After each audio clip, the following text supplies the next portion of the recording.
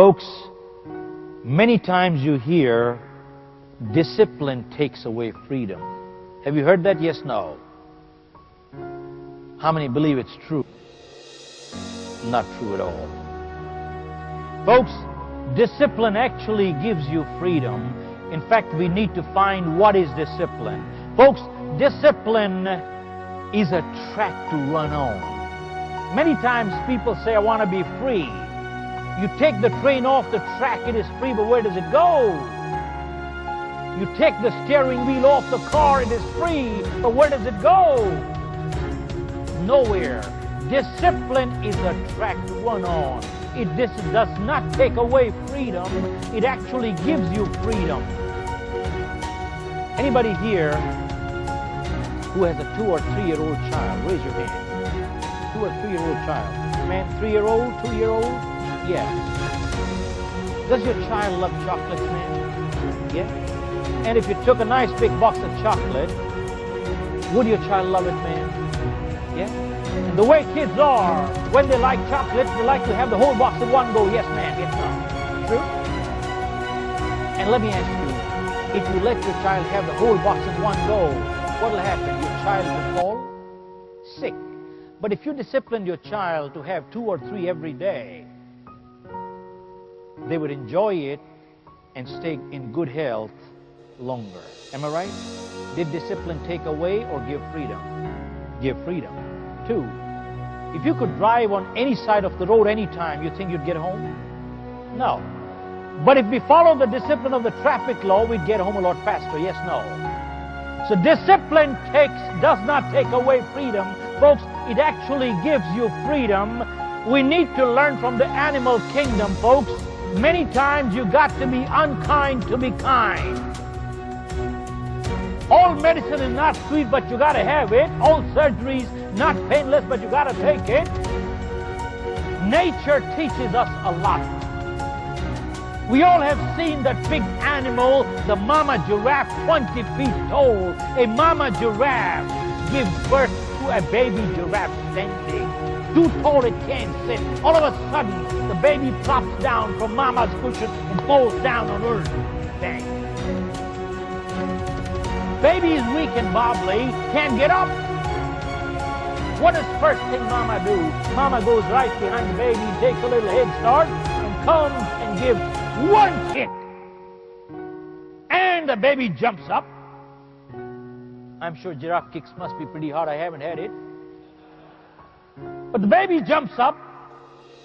But the legs are weak and wobbly, the baby falls down again. Mama goes behind and again gives one more kick. And the baby jumps up again, but the legs are weak and wobbly, the baby falls down again. And mama goes behind and again gives one more kick. Mama keeps kicking till the baby is able to get on its feet. Why?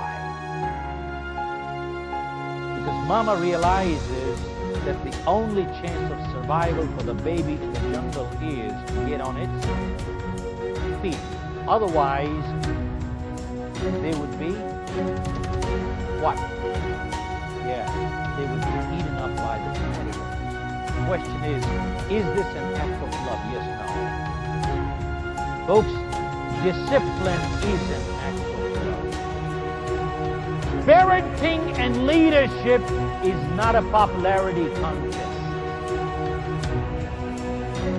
Parenting and leadership is not a popularity contest. It is an act of love. Sometimes you got to be unkind to be kind. I'll share with you a little poem. In fact, one time, a judge convicted a robber and asked him, do you want anything to say? He said, yep. Send my parents to jail too. He said, why? He said, when I was a little boy, I stole a pencil from the school. My parents knew about it, never said a word. Then I stole a pen. They knew about it, never said a word. And then I started stealing other things, never said a word. Gradually, I started stealing in my neighborhood. And here I am. If anybody belongs in the jail, my parents knew too. Folks, that does not absolve him of his own responsibility. But the question is, did the parents do their job right? Yes, no. Folks, parenting is not a popularity contest. I want to share with you a poem I came across, and I don't know again who the author is, but let me share. A parent says, when my children are old enough to understand the logic that motivates a parent, I will tell them, I love you enough. I loved you enough to ask you where you were going, with whom, and what time would you be back home. I loved you enough to make you take a chocolate back to the drugstore, even with a bite in it, and tell the storekeeper, I stole it yesterday. I am here to pay for it today.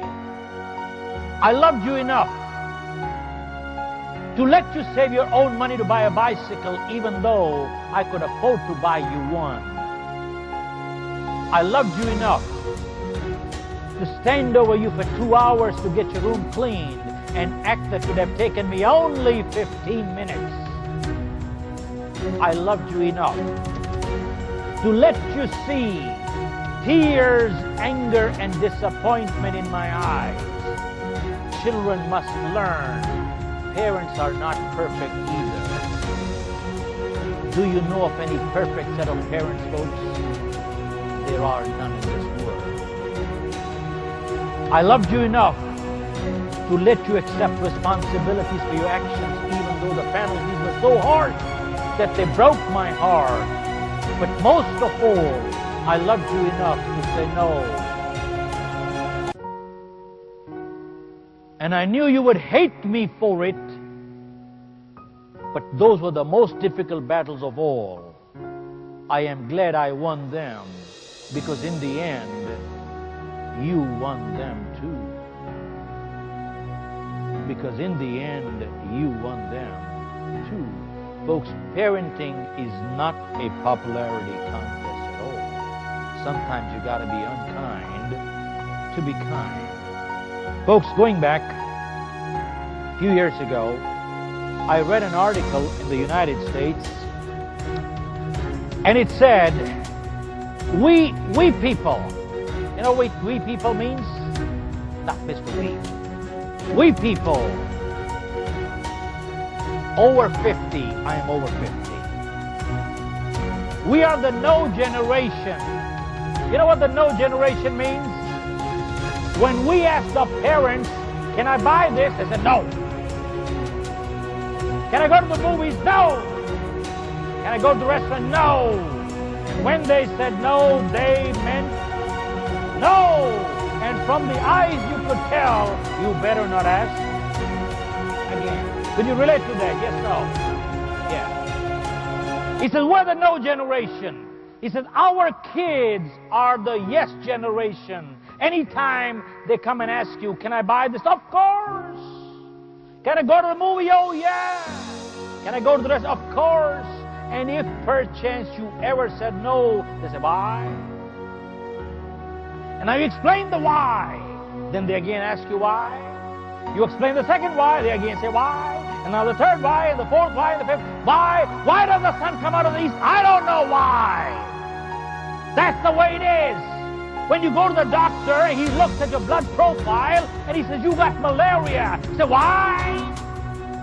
What do you mean, why? Because he's went through 30 years of medical school, because he knows more than you do. That's why. Folks, let me ask you a question. Does a 4-year-old have the same maturity level of a 40-year-old? Yes, no. You can explain all the why you want. Sometimes they don't understand, because I say so. Folks, I'll answer all the why you want, so long as the why comes out of inquisitiveness. That's fine. But sometimes people who have never learned to obey and never learned to command. People who have never learned to obey have never learned to command either. Folks, parenting is not a popularity contest. I see the time here. I could go on for 3 days, folks. no. Do you want me to go on a little bit more or stop here? Go on. Where's Richard? Richard has to cut short the lunch break, my friend. Folks, I'm just going to wind up quickly here. A couple of things I just want to share. Many times you hear people saying, I just don't have enough time. Time flies. Time comes and goes. Folks, it is flying right now. Time just comes and goes away. There's not enough time to do anything. Have you heard that? Yes, no? Yeah? Funny part is, how many believe it's true? Raise your hand. Raise your hand, folks. Time comes and goes away. Raise your hand. That's not true at all. Folks, time does not come and go away at all. Time is eternity. Time is standing still. We come and go away. We come and go away. You see, yesterday is history. Tomorrow is mystery. Today is a gift. That is why they call it a present. That is why they call it a... Someone asked a medical doctor, how did you pick your field? He said, going back 50 years, I used to live on a farm, and I was 10 years old, and I had a little brother, 6-year-old, who fell sick and sick real bad. And he said, we had a family friend who was a medical doctor, so our parents called him, and he stayed overnight because that was a crucial night. And all night the doctor kept struggling with the kid. And next day morning the doors opened, and the parents walked in, and they asked the doctor, is that kid going to live? And the doctor said, not only is your kid going to live, but he's going to live a good life. And he said, the moment the doctor finished the last word, I saw a smile of relief come on my parents' faces. And he said, I was 10 years old. And he said, the moment I saw the smile of relief on my parents' faces, that's the time I made up my mind. I will be a medical doctor who puts smiles on people's faces. Folks, when you go into a profession with service in mind, money comes so fast you can't even count. But when you go into a profession only to make a buck and not to serve, it does not come. And if it does, it is short-lived. And if it is not short-lived, it gets you no goodwill anywhere. And if you got all the money in the world and no goodwill, is it worth having? Yes, no. And folks, the other day I heard a speaker saying that there was a study conducted on lottery millionaires, and they said within 2 to 5 years, close to 90% of lottery millionaires were broke back again. Isn't that sad? So what business are you in, sir? You are not in the sales business. You are in the business of putting smiles on people's faces. So am I, so are you. Everybody is in the same business of putting smiles on people's faces. Folks, let me ask you a question. If everybody in your organization started realizing this little philosophy that we are in the business of putting smiles on people's faces, what would happen to productivity? What would happen to productivity, folks? Go up. But isn't that what we want? Yes, no. Folks,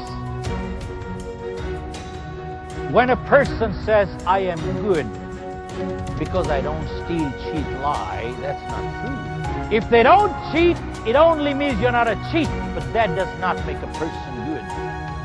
If a person does not tell lies, It only means they're not a liar, but that does not make a person good. And when they say, I don't steal, it only means you're not a thief, but that does not make a person good.